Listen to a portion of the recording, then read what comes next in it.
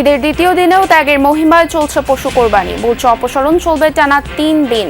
সকাল থেকে কিছুটা ঢিলে ঢালা পরিচ্ছন্নতা কর্মীদের কাজ। আমাদের টার্গেট দিচ্ছে 8 ঘন্টার মধ্যেই। 8 ঘন্টার তো সম্ভব না, তারপর আমরা চেষ্টা করতেছি। যা যা বাড়ির সামনে রাখতেছে পিকআপ এসে নিয়ে যাইতেছে। আজও বাড়ির পানে ছুটছেন নগরবাসী, ফাঁকায় গণপরিবহন। ঈদ রাজধানীতে কাটিয়ে পরিবার প্রিয়জনের কাছে ফিরছেন বিভিন্ন পেশায় নিয়োজিতরা। ঈদের পর নতুনভাবে বাড়তে পারে হাম। ছুটিতে জনসমাগমে সংক্রমণ ছড়ানোর শঙ্কা। ব্যক্তিগত সুরক্ষায় জোর দিচ্ছেন চিকিৎসকরা। জাতীয় নির্দেশিকা বানিয়ে সারা বাংলাদেশ জুড়ে যদি চিকিৎসক নার্সদের ট্রেনিং দেওয়া যেত, তাহলে এই যে ঢাকা কেন্দ্রিক যে আমাদের পুরো চিকিৎসাটা, সেটা ঢাকার বাইরেও হতে পারে।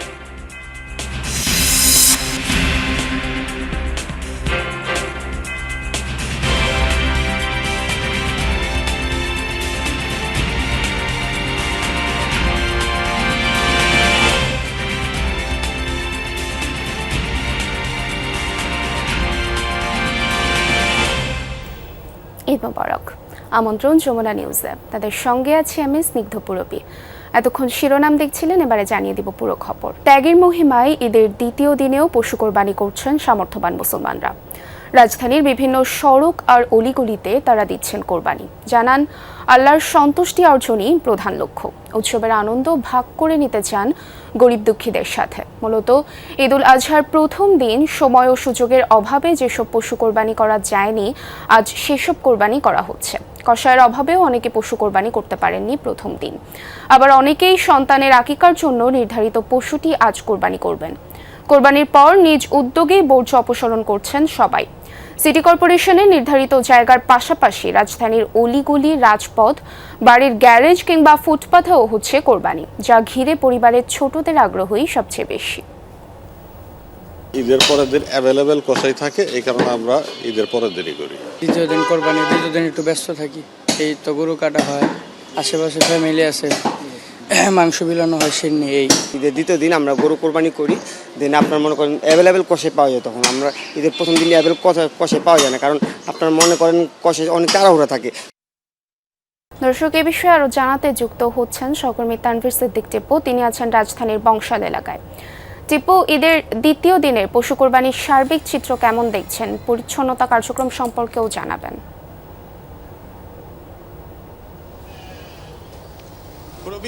গতকাল যেহেতু প্রথম দিন ছিল, অনেক বেশি পশু কোরবানি হয়েছে। খুব স্বভাবতই মানুষ প্রথম দিনে বেশিরভাগ কোরবানি দিতে পছন্দ করেন, কিন্তু দ্বিতীয় দিনেও যে একেবারে কম হচ্ছে তা না। বলা যায় যে মূল ঢাকা শহর যেটাকে আমরা বলি, সেখানে যতটা হচ্ছে তার থেকে বেশি পুরান ঢাকা এই যে অঞ্চল, সেখানে বংশাল এলাকা, নাজিরা বাজার, এই এলাকাতে কিন্তু সকাল থেকেই যে কোরবানির আমেজ সেটি রয়েছে এবং একের পর এক আমরা পশু কোরবানি দেখতে পাচ্ছি। এবং এলাকার যারা বাসিন্দা আছেন তারা আমাদেরকে যেমনটি জানিয়েছেন যে এটা আসলে এই এলাকার একটা রীতি, যে তারা দ্বিতীয় দিনে পশু কোরবানি করতে পছন্দ করেন এবং অনাদিকাল থেকে এটি চলে আসছে বলেই তারা আমাদেরকে এটি জানাচ্ছেন। এবং তারা যে কারণটি বলছেন যে যেহেতু ঈদের প্রথম দিনে কষাই পাওয়াটা মুশকিল হয়ে যায় এবং তাদের যে মূল পারিশ্রমিক সেটা অনেক বেশি থাকে, ফলে পরের দিন খুব স্বস্তিতেই তারা কোরবানি করতে পারেন, পশু কোরবানি করতে পারেন। এই দিকটা থেকে মাথায় রেখে এই প্রতি বছরই তারা ঈদের দ্বিতীয় দিনটাকে বেছে নেন পশু কোরবানি করার জন্য। এছাড়াও ঢাকার অন্যান্য এলাকাতেও অলিতে গলিতেও আমরা দেখেছি যে একটা দুইটা করে কোরবানির পশু যারা গতকাল দিতে পারেননি, বা আপনি যেমনটি বলছিলেন যে আকিকার পশু হয়তো অনেকে গতকাল দিতে পারেননি, বা কেউ হয়তো একাধিক পশু কোরবানি করবেন, সেটি হয়তো প্রথম দিনে তারা কোরবানি করতে পারেননি, সেটি আজ দ্বিতীয় দিনে তারা এসে কোরবানি করছেন। এবং আগামীকাল তৃতীয় দিনেও কিন্তু ইসলামী রীতি অনুসারে তৃতীয় দিনেও এই পশু কোরবানি করার বিধান রয়েছে। ফলে আজ যেমন কোরবানি করতে পারবেন, আগামীকালও কিন্তু কেউ যদি চান তিনি তার কোরবানির পশু কোরবানি করতে পারবেন। পুরবী। ধন্যবাদ টিপু, বিস্তারিত জানছিলাম আপনার থেকে। রাজধানীর বর্জ্য অপসারণ ও পরিচ্ছন্নতা কার্যক্রমের খবরাখবর জানবো এবার। মিরপুর থেকে যোগ দিচ্ছেন সহকর্মী সুমাইয়া ঐশী। এখন পর্যন্ত বর্জ্য অপসারণের কোনো কার্যক্রম কি চোখে পড়লো কি না এবং পরিচ্ছন্নতা কার্যক্রম কেমন দেখছেন আজ? পূর্বে আসলে বেশিরভাগ বলতে গেলে সিংহভাগ বর্জ্যই গতকাল রাতের মধ্যেই সব পরিচ্ছন্ন করা হয়ে গেছে। বিচ্ছিন্ন কয়েক জায়গায় বেশ কয়েক জায়গায় দেখেছি বলা চলে। এখন মিরপুর 1-এর যে শাহালি মাজার, সেই মাজারের গেট সংলগ্ন একটি রাস্তা, এটি সেখানেই গতকাল রাত থেকেই বলা হচ্ছে যে পড়ে আছে সমস্ত কোরবানির যেই বর্জ্যগুলো, তবে সেগুলো এখনো পর্যন্ত পরিষ্কার করতে আসেনি সিটি কর্পোরেশনের কেউ, তেমনটি বলছেন স্থানীয়রা। তবে আসার পথে কিন্তু বেশ কয়েক জায়গায় আমি এরকমই দেখেছি, যেমন কল্যাণপুরে গত ঘন্টায় দেখাচ্ছিলাম একদম প্রধান সড়কের ওপরেই যে চটের ম্যাট দেয়া হয়েছিল, তার উপরে যে গরু কুরবানি সহ যেই কার্যক্রম পরিচালনা করার কথা এবং সেটা ফেলে দেওয়ার কথা, সেগুলো একদম রাস্তার উপরে ফেলা ছিল, পরিচ্ছন্ন তখনও পর্যন্ত হয়নি। এবং এরপরে যখন আমি মিরপুরের দিকে আসছিলাম, তখনও বেশ কয়েক জায়গায় বিচ্ছিন্নভাবে এরকম বর্জ্য ফেলা দেখেছি। এবং তবে একটি জায়গায় এমনও দেখেছি যে সেখান থেকে ময়লা তোলা হচ্ছে। যারা তুলছিলেন পরিচ্ছন্নতা কর্মী, তারা বলছিলেন যে গতকাল তো 8 ঘন্টার মধ্যেই আসলে তোলার কথা, তবে সম্ভব না হয় আজকেও সারাদিন এবং গভীর রাত পর্যন্ত চলবে। কিছুক্ষণ পরপরই কিন্তু আমরা দেখছি যে সিটি কর্পোরেশনের বর্জ্য বহনকারী বা ময়লা বহনকারী যে গাড়িগুলো, সেগুলো ময়লা তুলতে যাচ্ছে, কিংবা এরকমও দেখেছি যে ময়লা তুলে ডাম্পিংয়ের জন্য গাড়িগুলো যাতায়াত করছে, সেগুলো চোখে পড়েছে। ফলে কার্যক্রম চলছে। তবে যেহেতু কিছুক্ষণ পরপরই আজকেও যেহেতু বেশ কয়েক জায়গায় কুরবানি হয়েছে, সেই বর্জ্যগুলো তুলতে হবে। ফলে সচেতনভাবে যাতে নাগরিকরাও দায়িত্ব পালন করেন, সঠিক জায়গায় ময়লা ফেলেন, সেই আহ্বান করা হচ্ছে। ধন্যবাদ আমাদের সাথে যুক্ত হওয়ার জন্য। এদিকে ঢাকার 2 সিটি কর্পোরেশনের অধিকাংশ এলাকার বর্জ্য অপসারণ হয়ে গেছে দাবি 2 প্রশাসকের। বৃহস্পতিবার রাতে তারা এ বিষয়ে ব্রিফিং করেন। এদের দিন 12 ঘন্টার মধ্যে নগরী পরিষ্কারের নির্দেশ দেন প্রধানমন্ত্রী তারেক রহমান। সে অনুসারে দুপুর 2টা থেকেই কাজ শুরু করেন কমপক্ষে 29,000 পরিচ্ছন্নতা কর্মী। নির্ধারিত সময়ের আগেই অনেক এলাকা পরিষ্কার হয়েছে, এতে সন্তোষ জানান নগরবাসী। রাতে সিটি কর্পোরেশনের কাজের অগ্রগতি জানাতে ব্রিফ করেন 2 প্রশাসক। জানান টানা 3 দিন অর্থাৎ শনিবার পর্যন্ত চলবে এই কার্যক্রম। সরকার ঘোষিত 12 ঘন্টার আগে যেই টার্গেট দেওয়া হয়েছে, আমরা আশা করছি সেই টার্গেট অলরেডি আমাদের কাছে ফুলফিল হয়ে গেছে। এই সময়ের মধ্যে আমরা সেটা কভার করতে পারবো। আর তারপরেও এটা তো আমরা বলেছিলাম যে এরপরেও যদি বাকি থাকে সেগুলো আমরা সংগ্রহ করব। ঈদুল আজহায় পশু কোরবানি করতে গিয়ে হাত পা কাটা এবং সড়ক দুর্ঘটনায় গুরুতর আহতরা চিকিৎসা নিতে ভিড় করেছেন ঢাকা মেডিকেলে। বৃহস্পতিবার সকাল থেকে গভীর রাত পর্যন্ত 2 শতাধিক মানুষ চিকিৎসা নেন। রাতেও জরুরি বিভাগে রোগীদের অত্যাধিক চাপ দেখা যায়। এদিকে ঘন্টার পর ঘন্টা অপেক্ষা করেও চিকিৎসা না পাওয়ায় অভিযোগ তুলে তীব্র ক্ষোভ জানান আহতদের স্বজনরা। তাদের এসব অভিযোগের বিষয়ে মেডিকেল কর্তৃপক্ষের কোনো মন্তব্য পাওয়া যায়নি। তবে জরুরি বিভাগের চিকিৎসকরা জানান বেশ কিছু রোগীর হাতের রগ কাটা পড়েছে। এছাড়া সড়ক দুর্ঘটনায় আহতদের সংখ্যা বৃদ্ধি পাওয়ায় চিকিৎসা দিতে তাদের হিমশিম খেতে হচ্ছে।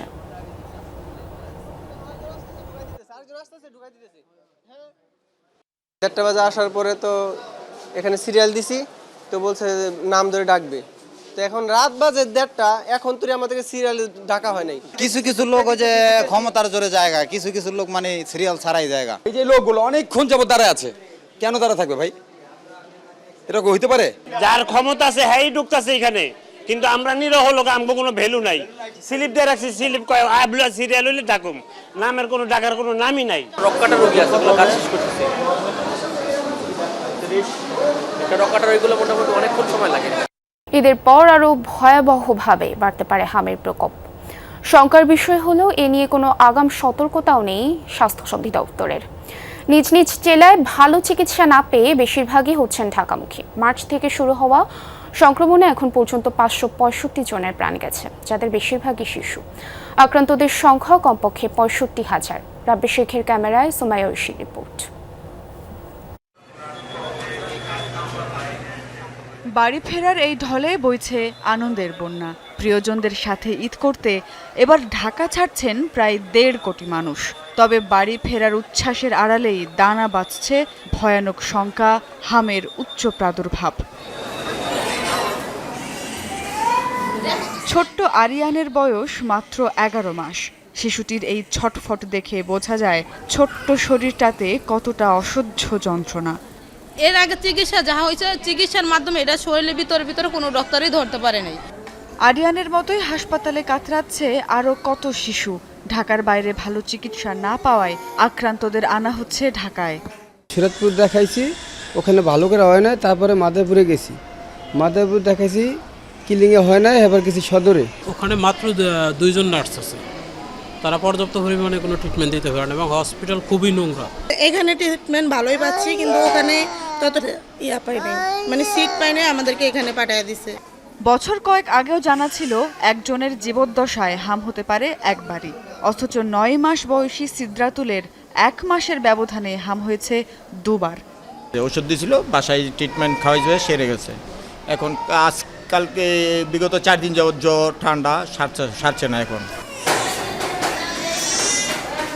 বিশেষজ্ঞরা বলছেন পরপর 2 বছর হামের টিকা না দেয়ায় প্রতিরোধ ক্ষমতা কমেছে, তাই একাধিকবার হামে আক্রান্ত হওয়ার আশঙ্কা শিশুদের। বিশ্ব স্বাস্থ্য সংস্থার এই উপদেষ্টার মতে মহামারী সতর্কতা জারি করা গেলে পরিস্থিতি নিয়ন্ত্রণে আনা যেত।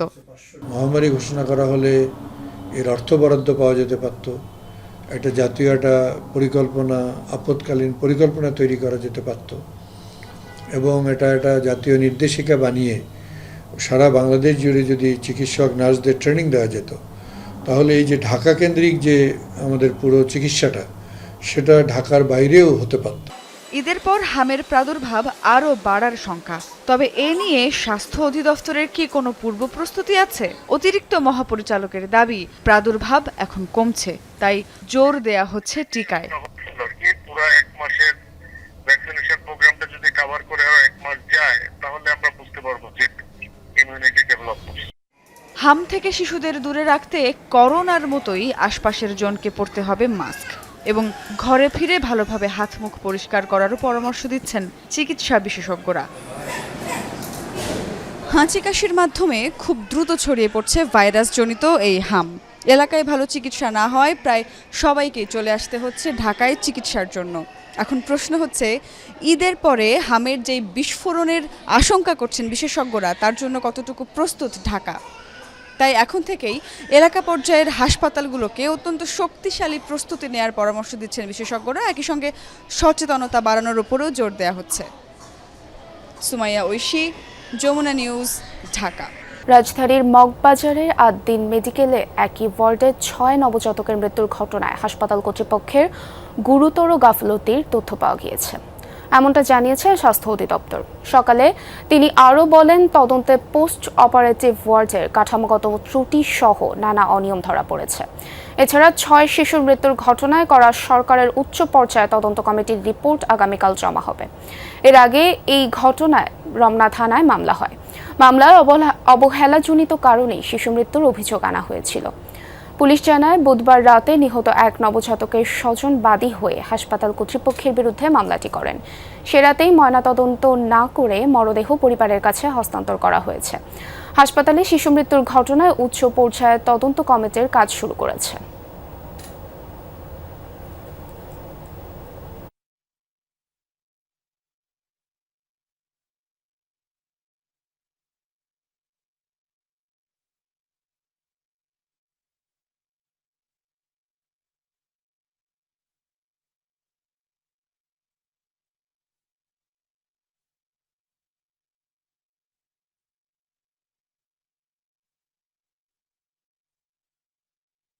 ঈদের দ্বিতীয় দিনেও ঢাকা ছাড়ছেন অনেকে। জরুরি সেবা কাজে নিয়োজিত এবং বিভিন্ন শ্রেণী পেশার মানুষ ছাড়ছেন রাজধানী। সকাল থেকেই বিভিন্ন বাস টার্মিনাল ও কাউন্টারের সামনে অপেক্ষা করতে দেখা যায় যাত্রীদের। জানান, রাস্তাঘাট ফাঁকা হওয়ায় আরামদায়ক যাত্রা নিশ্চিত করতে ঈদের দ্বিতীয় দিন বাড়ি যাচ্ছেন তারা। অনেকেই ঈদের প্রথম দিন ঢাকায় পরিবারের সাথে উদযাপন শেষে দ্বিতীয় দিন অন্যান্য আত্মীয়ের সাথে উৎসবের আনন্দ ভাগাভাগি করতে যাচ্ছেন। জনপ্রিয় পর্যটন কেন্দ্রগুলোর উদ্দেশ্যেও বহু পরিবার ঢাকা ছাড়ছেন।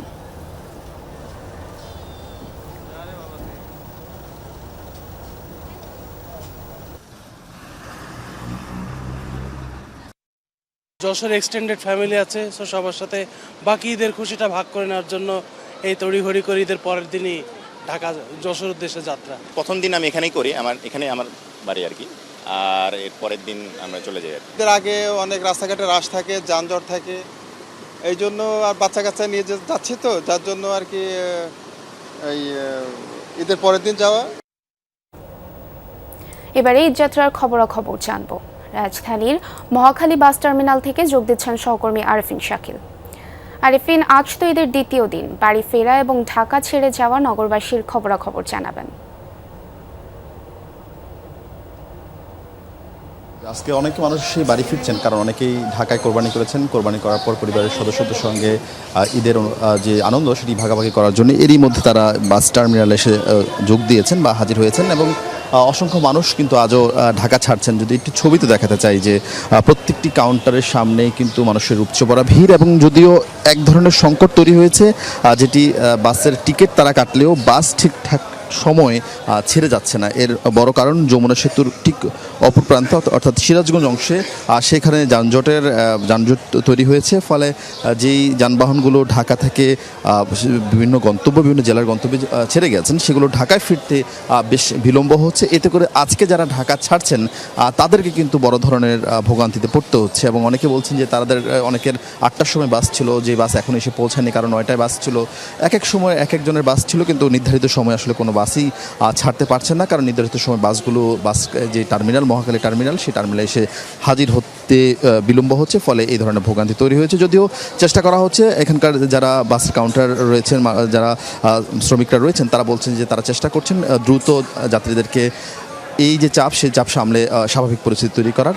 তারা মনে করছেন যে যেহেতু যানজট তৈরি হচ্ছে, ফলে পুলিশ সদস্যরা যদি আরেকটু সক্রিয় হন, এর ফলে যারা আজকে ঢাকা ছেড়ে বাড়ির পথে রওনা হবেন তাদের হয়তো ভোগান্তিটা কম হবে। এবং এছাড়া অনেকেই রয়েছেন যারা ঈদের যে কষ্ট বা ঈদের সময় যাওয়া আসার যে কষ্ট, সেই কষ্ট যেন লাঘব হয়, সেই কারণে তারা বাড়ির পথে রওনা হয়েছেন। সব মিলিয়ে মানুষের মধ্যে ভোগান্তি যেমন রয়েছে, তেমনি বাড়ি ফেরার যে একটা আনন্দ, সেই আনন্দও কিন্তু কোনো অংশেই কম নেই পূর্বে। হয়তো পরের সংবাদে এই জটিলতা নিরসনে কতটুকু অগ্রসর হয়েছে সেই খবর আপনাদের জানাবো। পূর্বে ধন্যবাদ আরেফিন আপনাকে। এবারে নারী সাফ চ্যাম্পিয়নশিপের খবর। মালদ্বীপকে 4-2 গোলে হারিয়ে আসরের সেমিফাইনালে উঠল বাংলাদেশ। বিপরীতে টানা 2 পরাজয়ে আসর থেকে বিদায় নিশ্চিত হলো মালদ্বীপ নারী দলের। আসরের প্রথম ম্যাচে স্বাগতিক ভারতের কাছে 11-0 গোলে পরাজিত হওয়া মালদ্বীপের বিপক্ষে প্রত্যাশিত শুরু পায় বাংলাদেশ। ম্যাচের মাত্র 11 সেকেন্ডে প্রথম আক্রমণেই আসে গোল। লাল সবুজ জার্সিতে নিজের চতুর্থ ম্যাচে এসে স্কোর শিটে নাম তোলেন আনিকা সিদ্দিকী। 34 মিনিটে ব্যবধান দ্বিগুণ করেন উমহেলা মার্মা, কিন্তু বিরতিতে যাওয়ার আগে একটি গোল শোধ দেয় মালদ্বীপ। দ্বিতীয়ার্ধে স্রোতের বিপরীতে আরও এক গোল দিয়ে সমতায় ফেরে দ্বীপদেশটি। এরপর যখন পয়েন্ট হারানোর শঙ্কা লাল সবুজ শিবিরে, তখনই ত্রাতা হয়ে আসেন বদলি ফরওয়ার্ড সুরভি প্রীতি। আর ম্যাচের শেষ বাঁশির আগে 4-2 গোলের স্বস্তির জয় নিশ্চিত করেন কোহাতি কিসকু। রোববার গ্রুপের শেষ ম্যাচে ভারতের বিপক্ষে লড়বে বাংলাদেশ।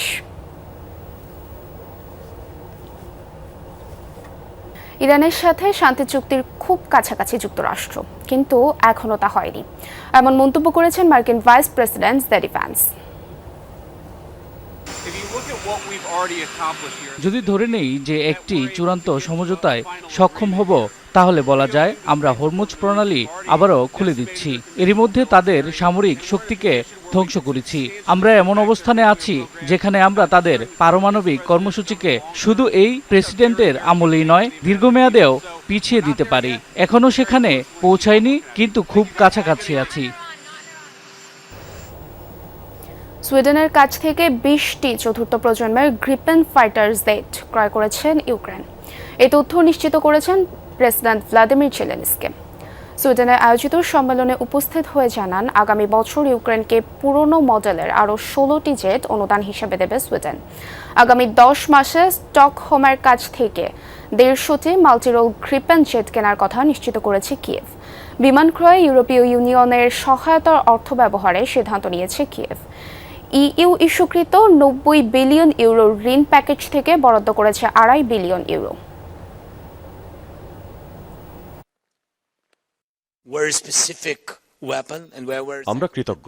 শুধু বিমানই নয়, অস্ত্রসহ জেটও পাচ্ছি। এই গ্রিপেন জেটগুলো বিশেষ কিছু অস্ত্রে সজ্জিত, বিশেষ করে 200 কিলোমিটার রেঞ্জের মেটিওর মিসাইল। আশা করি এগুলো ব্যবহার করে আমরা রুশ বিমানগুলোকে হটাতে পারবো। তারা তাদের গাইডেড এরিয়াল বোমা ব্যবহারের সুযোগ পাবে না।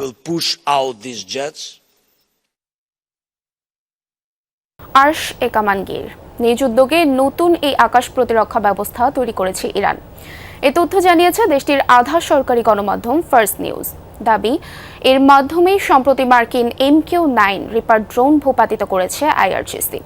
একে ভূমি থেকে উৎক্ষেপণযোগ্য স্বল্প পাল্লার মিসাইল সিস্টেম বলছেন বিশ্লেষকরা। শত্রুর ড্রোন কিংবা বিমানের তাপ শনাক্ত করে হামলা চালায় এটি। ইরানের আকাশসীমা থেকে সম্প্রতি এই মার্কিন নজরদারি ড্রোন MQ রিপার ধ্বংস করে ইরানের IRGC। হরমুজ প্রণালীর কাছে কেশম দ্বীপে ভূপাতিত হয় সেটি। দুদিন আগের এ ঘটনায় ইরান আর্শ এ কামানগির এয়ার ডিফেন্স সিস্টেম ব্যবহার করেছিল বলে জানিয়েছে দেশটির আধা সরকারি গণমাধ্যম ফার্স্ট নিউজ। প্রাচীন কল্পকাহিনীতে বিদেশি আক্রমণকারীদের থেকে পারস্যকে রক্ষা করতেন ধনুর্বিদ আরশ। তার নাম থেকেই এয়ার ডিফেন্সটির এই নামকরণ।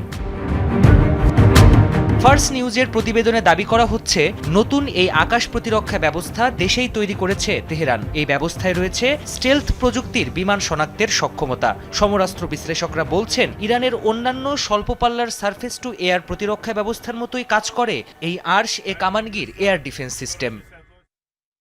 সম্ভবত এটি একটি pop up surface two air missile system. এতে ইলেকট্রো অপটিক্যাল বা তাপ নির্ভর গাইডেন্স প্রযুক্তি ব্যবহৃত হয়েছে। এ ধরনের এয়ার ডিফেন্স সহজে স্থাপন ও উৎক্ষেপণ করা যায়।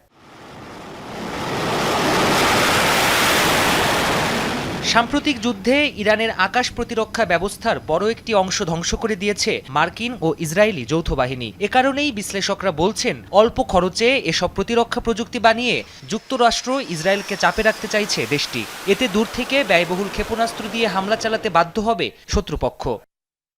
ইরানের এসব সমরাস্ত্র প্রযুক্তি খুব বেশি আধুনিক বা পুরোপুরি সমন্বিত নয়। যদি যুক্তরাষ্ট্র বা ইসরায়েল ইরানের পাল্টা জবাব দেওয়ার সক্ষমতা পুরোপুরি ধ্বংস করতে না পারে, তাহলে তাদের প্রতিটি নতুন হামলাই উপসাগরীয় অঞ্চলে উত্তেজনা বাড়ার ঝুঁকি তৈরি করবে। পাশাপাশি হরমুজ প্রণালীতে আরও অস্থিরতা সৃষ্টি হতে পারে। এতে যুক্তরাষ্ট্রে গ্যাসের দামে প্রভাব পড়ে।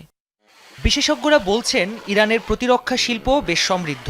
গেল বছর ইসরায়েলের সাথে 12 দিনের যুদ্ধের পর আন্তর্জাতিক মানের ব্যালিস্টিক ক্ষেপণাস্ত্র উৎপাদন উল্লেখযোগ্য হারে বাড়িয়েছে তেহরান। প্রাণপ্রতিম কুণ্ডু, যমুনা নিউজ।